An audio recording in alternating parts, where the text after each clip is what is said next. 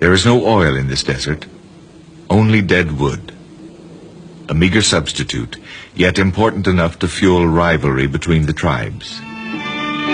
Through the ages, the tribes have been collecting wood on their own territories, carrying it back home with their traditional means of transportation. Their harmony fell apart when the Sufyan tribe borrowed a truck. They ventured into the Ammar territory and started to pick up loads of wood. They piled it up under heavy guard, fearing an attack by the neighboring tribe. Wasting no time, the Ammars came to claim their share of the wood. The conflict was inevitable. The adversaries unsheathed their jambias, but a sheikh intervenes. He proposes to consult their sovereign, the Sheikh of Sheikhs, Abdullah bin Hussein al-Hamad. Illustrious Sheikh Abdullah, whose ancestors were companions of the Prophet, and whose renowned forefathers conquered Spain and built a palace in Madrid still bearing their name. Illustrious Sheikh Abdullah, for 5 years he's been defying the authority of the government of Yemen. For 5 years he's been living as an outlaw in his fortress surrounded by his private army of 40,000 men, armed by Saudi Arabia. Illustrious Sheikh Abdullah, he sits on the floor with his vassals. Sheikh Abdullah checks the freshness of the khat leaves, a stimulating drug chewed during their daily rituals. He makes sure that the leaves and the water pipes are distributed to his guests.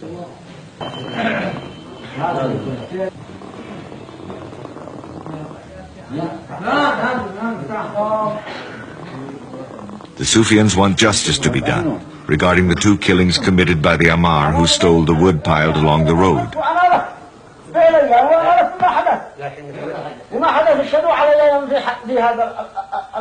As the Sheikh tries to find out whom the wood belongs to, the leaders of both tribes claim ownership.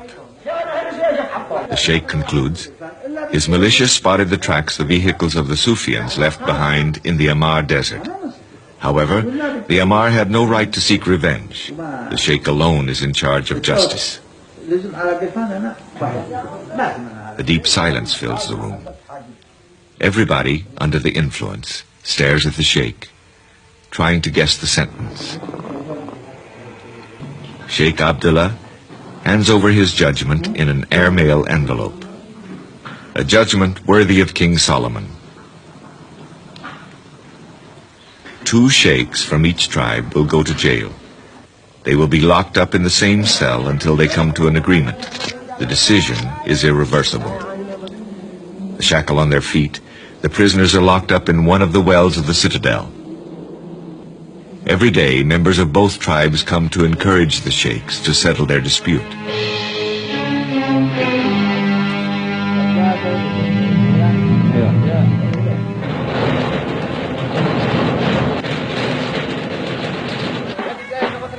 A few days later, the sheikhs of the Ammar tribe come back to salute Sheikh Abdullah.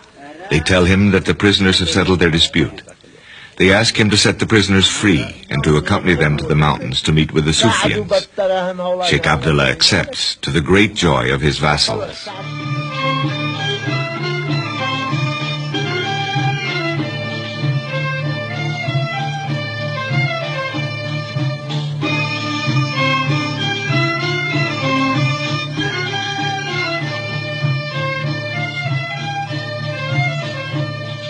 All along the way, warriors from the Sheikh's private militia and warriors from other vassal tribes enlarge the procession on its way to the mountains, where the Sufyans are expecting them. On the mountain, the Sufyans welcome Sheikh Abdullah and the Ammars, showing off their shooting skill.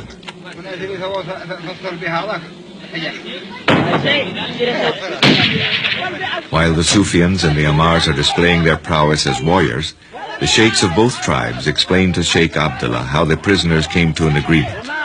Some Ammars accuse the almighty Sheikh of sowing discord between his vassal tribes by lending a truck to their adversaries. They even threaten not to accept his arbitration anymore and to call upon the help of the government, a move that would be a serious blow to the Sheikh. The Sheikh reacts swiftly and decides to repossess the truck he loaned. From now on, They will have to collect the wood with their camels, the way they've been doing it for several millennia.